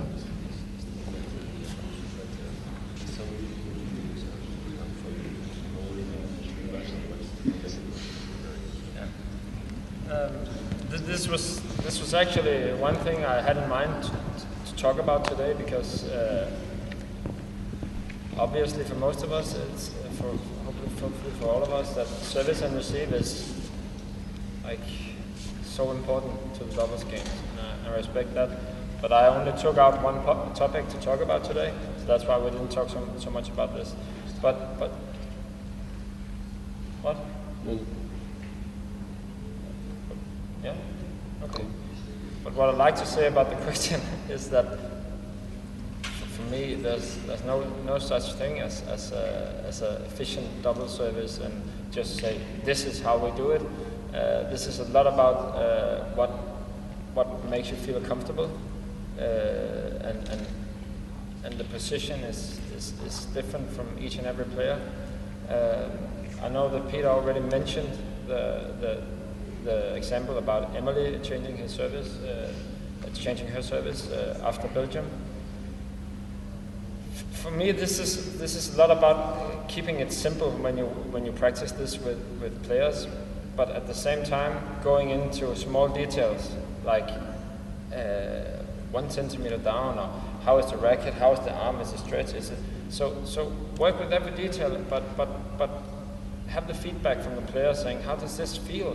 If you know from the start this is going to feel awkward, then there's a good chance it might not succeed. But sorry, Peter.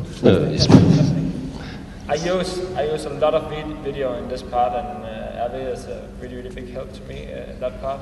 But we use a lot of video, a lot. Donc sur la question du service, pour lui, il n'y a pas une manière de mettre en place le service magique en double, mais c'est une question de petits détails, mais c'est aussi une question que le joueur se trouve bien dans sa zone de confort et soit très confortable par rapport à la production de ce service. Donc entre le volant 1 cm ici, 1 cm là, et la tête de raquette là ou là, c'est aussi très individuel, donc il faut travailler dans les détails avec chaque joueur pour qu'il trouve la situation très confortable pour lui pour la production des services. Et la dernière chose qu'il a dit, c'est qu'il a, sur ce point très précis, c'est certainement là où il utilise le plus la vidéo. But when you look at video, take some of the service where you see, okay, this one looks quite easy, and does it look good at the same time? Then it's even better. When I saw some of the services from Emily and Anne, and when I arrived at INSEP, I was thinking, I don't even know how to do this service. It looks too difficult for me to do. So it's a good point in starting there. Is it too difficult? Is it too complicated to do? And it's probably not that good either. Donc il insiste aussi sur le fait de produire quelque chose de très très simple. Quand il est arrivé, qu'il a vu le service de certaines choses, il s'est dit ça paraît très très compliqué de servir comme ça. On peut peut-être essayer de simplifier les choses pour que le service soit plus efficace et plus facile à répéter systématiquement.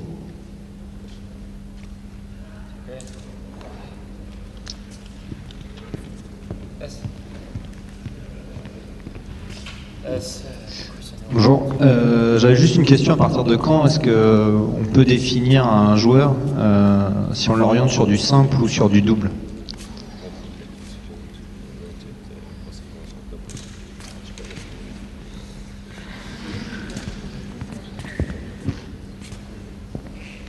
I leave that to Christophe. What?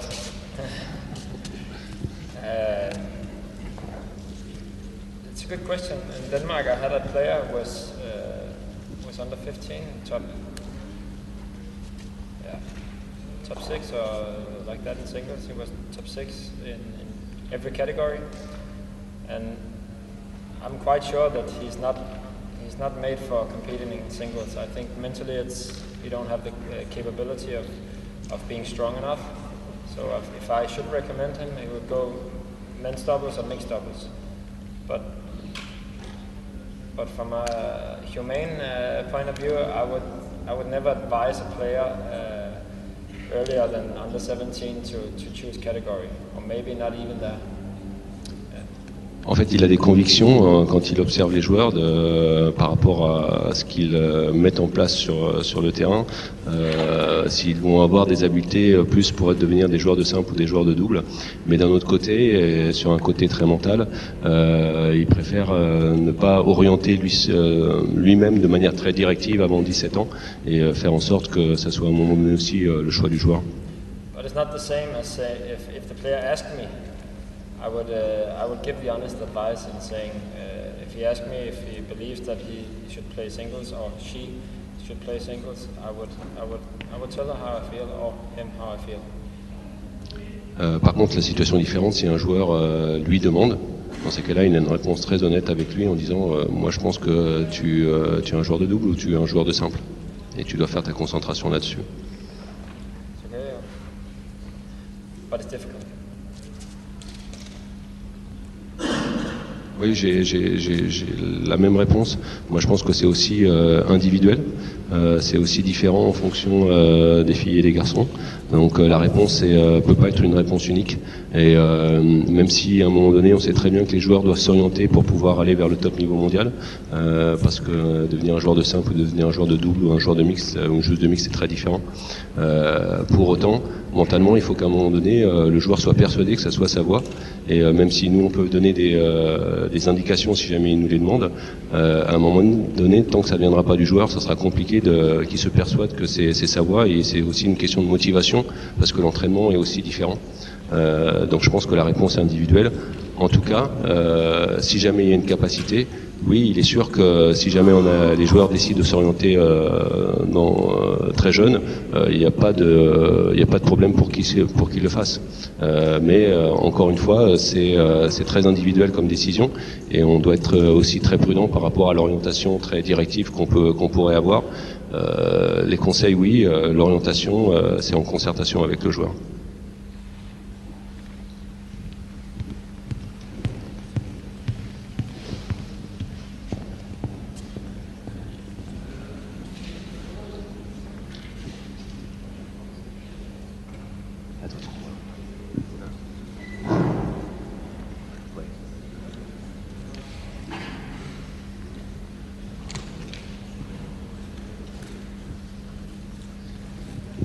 Donc la question est, le mot concentration revient très souvent, mais concrètement, en match, les joueurs, ils doivent se concentrer sur quoi ?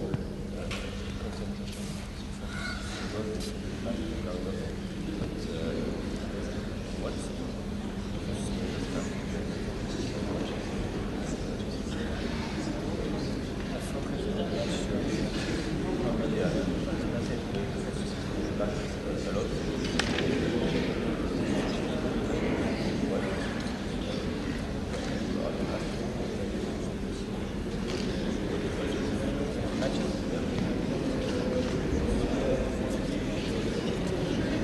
explain the question? Yeah, okay. That's a very, very good question.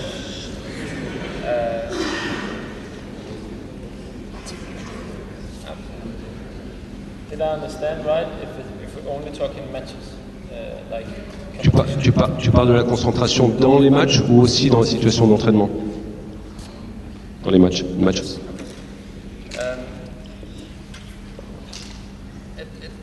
It's very different from player to player because at INSEP we have players at the moment focus on development. We have players focusing on Olympic qualification. But mainly for both categories, I expect them to have the focus and having the courage to do the things we actually work at INSEP, to bring that into matches. Donc on a deux populations très différentes en ce moment sur l'INSEP. Une population qui est plutôt sur une concentration sur le développement, leur propre développement, et une population de joueurs qui est plutôt concentrée sur la qualification olympique. Et ce qu'il espère, c'est quelle que soit la catégorie des joueurs, ils aient le courage de faire la concentration sur mettre en place dans les matchs ce qu'ils apprennent à l'entraînement. A good example could be the ladies doubles with Audrey and Anne. They played a Korean pair in the qualification, a Korean pair that was really, really, really high quality. And we know before we enter the court that this might be a really, really big task. And of course we talk about what we need to do to have a good chance to win and what we believe we need to do to have a good chance to win. But we also talk a lot about having the courage to do the things we actually work at the moment. It's about for Anne to have the courage to get in at the net and not pushing back and trusting her service and go forward. That's a lot of the same things we're working at the moment. We're working a lot with the movement from Audrey on the backcourt. We're working with Anne to play good choices and use her underarm and play with patience from the backcourt. Donc par exemple, le match d'Audrey et Anne dans les qualifications contre les Coréennes, ils savaient que ça allait être une tâche très très compliquée pour gagner. Pour autant, évidemment, ils ont parlé de ce qu'il allait falloir faire pour pouvoir gagner ce match-là. Mais d'un autre côté, par exemple pour Anne, il lui a parlé du courage qu'elle devait avoir pour aller systématiquement mettre la pression au filet, servir et aller mettre la pression sur l'avant du court, ne jamais reculer. Et pour Audrey, c'était la concentration sur la qualité du mouvement sur le fond du court et les positions sur le fond du court en situation d'attaque. And in extension to that, it's very important for me to say that to all of you that it's very, of course, I care about if the players are winning or losing. It's very, very nice to see the players are very happy, and of course I'm happy as well. But for me, what's important when I enter the court and when I leave the court is that is the player moving in the right direction? Is the player actually doing the things we're working at? Does the player have the courage to follow the tactic? Does the player have the courage to do the things she knows or he knows that it's the right thing, but not doing the stuff they did 2 months ago or 2 years ago? But having the courage to do the things we need to do to be better. That is what's important for me. When they lose, they got a pretty big beat up in that ladies doubles, but I was quite happy after the performance. Donc bien sûr, c'est très satisfaisant d'aider et de voir les joueurs gagner.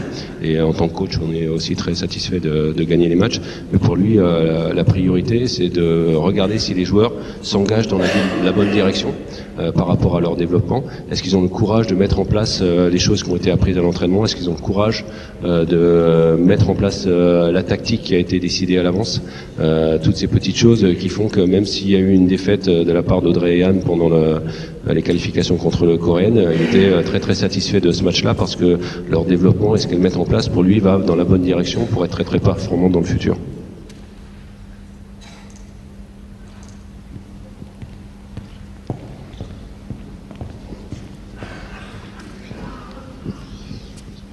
Bonjour à tous. Pour la dernière question, enfin pour ma question en tout cas, c'était par rapport au double aussi et par rapport au simple, par rapport aux jeunes. On mise souvent sur le simple, en tout cas en France depuis quelques années.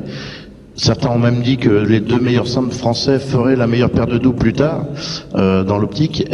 Qu'en est-il au niveau des jeunes? Faut-il travailler les 3 tableaux? Faut-il plutôt privilégier le simple? Voilà. Je pense.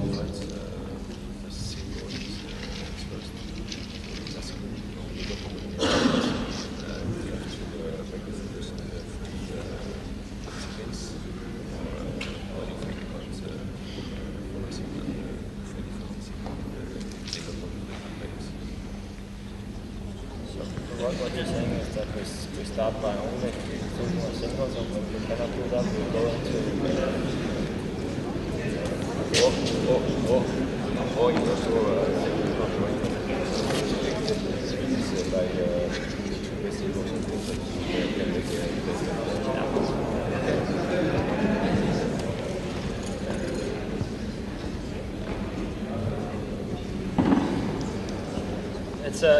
It's a really good question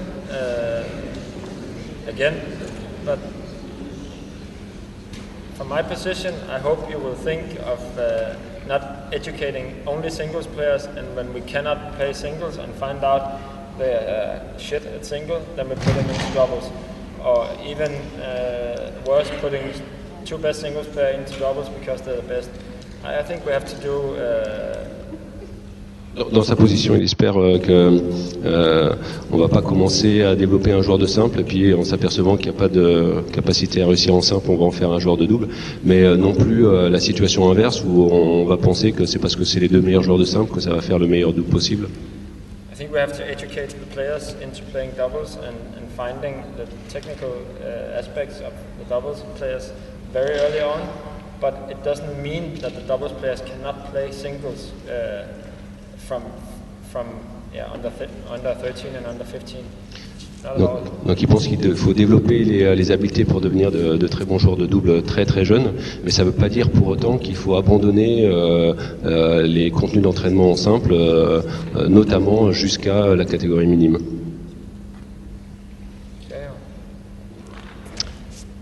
Je crois qu'on va arrêter là.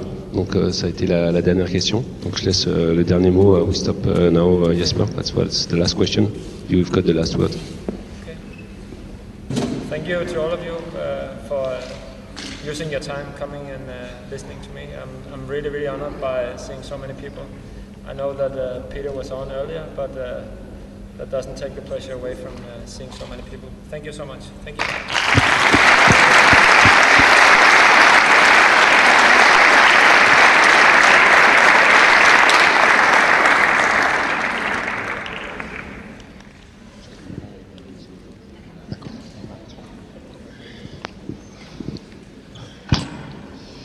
Bien, vous voyez pourquoi en fait je suis un DTN heureux. Il y en a certains. Enfin, j'en fais partie.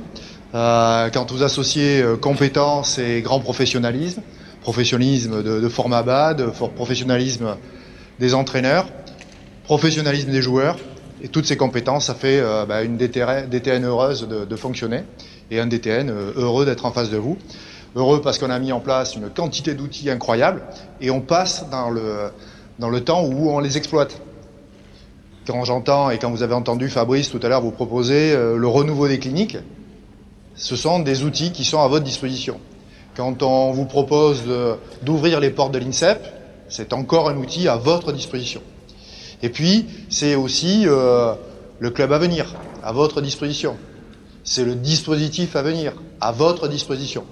Donc, comment voulez-vous que je sois pas heureux? C'est vraiment de l'enthousiasme, du dynamisme, qui fera que de toute façon, alors je sais que parmi vous, il y en a pas mal qui sont DE, il y en a pas mal qui sont DES. Voilà, tous ces dispositifs qu'on a mis à votre service, je sais que ça va porter ses fruits, et je sais surtout que ça va porter de la performance. Et c'est ça qui m'intéresse aussi. Travailler sur la performance, travailler pour le sport pour tous, travailler sur le dispositif senior, mais n'oubliez pas, contribuer à la performance, on en a besoin. J'aimerais bien jouer et voir des athlètes français avec des coachs français, avec des coachs de compétences reconnues, être sur le plus haut podium à la fin des IFB et puis ensuite sur plein de podiums. Je compte sur vous, bien sûr, sur donc les cliniques qui vont arriver. Je compte sur vous sur, bien évidemment, tous les dispositifs, sur les championnats d'Europe. Je continue à croire à votre dynamisme. On a besoin de vous à la DTN. Voilà, donc rendez-vous tout simplement pour nous aider et puis pour contribuer à cet effort collectif. Merci à vous.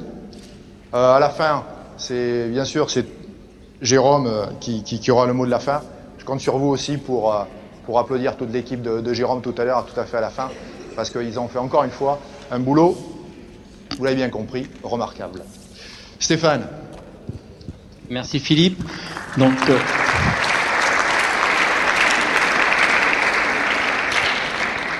Donc excusez l'absence du président retenu par d'autres obligations. Donc me revient l'honneur de clôturer ce clinique. Le message, vous le connaissez, vous êtes des techniciens. Ça fait depuis 3 ans maintenant qu'on vous parle des ETHN, qu'on vous parle de la performance, qu'on vous parle de l'expertise, qu'on vous parle de l'excellence. Mais ce message, j'ai envie de le dire, pour qu'il soit encore mieux compris, parce que vous l'avez compris, il y a un autre secteur de Formabad qui ne l'a peut-être pas encore assez entendu et surtout assez approprié, ce sont les dirigeants. Donc, dans les prochains mois et les prochaines années, on va faire aussi un gros travail qui va vous permettre à vous d'être mieux accompagnés, parce que si vos dirigeants ne comprennent pas le message porté par les ETHN, il vous serait sûrement très difficile de pouvoir travailler sur le terrain. Donc voilà, c'est aussi un des rôles de Formabad. Ça va être pour que le message, pour que la mayonnaise prenne le mieux possible. Je crois que nos dirigeants, que ce soit des dirigeants de clubs, de comités ou de ligues, à quel que soit le niveau, si le message est compris par tous, je pense qu'on pourra amener nos athlètes plus rapidement vers les médailles tant attendues. Voilà, Jérôme, je te laisse le soin de clôturer après la conclusion. Merci.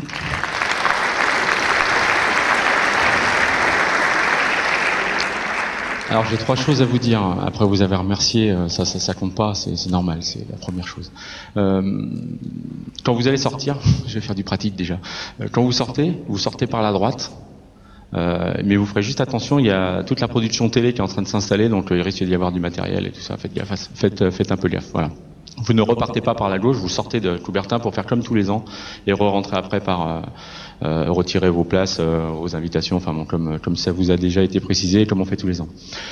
Ensuite, je voulais remercier toutes les personnes qui ont rendu cette journée possible, donc les collègues qui sont intervenus, donc Peter et Jesper, merci à eux du temps consacré, de la disponibilité. Merci aux collègues qui ont permis que ça soit géré techniquement, donc ceux qui ont aidé à l'installation et ceux qui vont aider à ranger, qui sont peut-être pas tout à fait au courant, mais comme tous les ans, ils vont se rendre compte qu'il y a 2-3 bricoles à ranger, mais il y en a moins cette année que les autres fois. Merci à Hervé pour toutes les images qui vont être prises, à Loïc qui est face à moi, salut Loïc, pour la réalisation qui va, j'espère, nous permettre d'avoir une mise en ligne exploitable de la journée. Et puis merci à Pauline qui a été le contact et qui a assuré, comme elle le fait d'habitude, une gestion efficace de tout ça. Voilà. Merci aux 2 Vincent qui œuvrent pour Formabad. Et merci aux joueurs qui se sont rendus dispo ce matin et cet après-midi. Voilà, merci à tout le monde. Je terminerai en vous annonçant que l'année prochaine, on va repartir peut-être un peu loin, enfin on va faire venir du un peu loin ici, parce que nous en fait on est toujours là. Et a priori les pistes actuelles seraient pour une intervention par des coachs indonésiens. Voilà, donc on est sur ça, on peut pas vous le garantir parce que tout n'est pas définitif, mais on partirait sur une piste indonésienne pour l'année prochaine. Voilà, merci, bon match à tous. Bon retour pour ceux qui rentrent, à tout à l'heure dans les tribunes pour ceux qui en ont pas. Merci.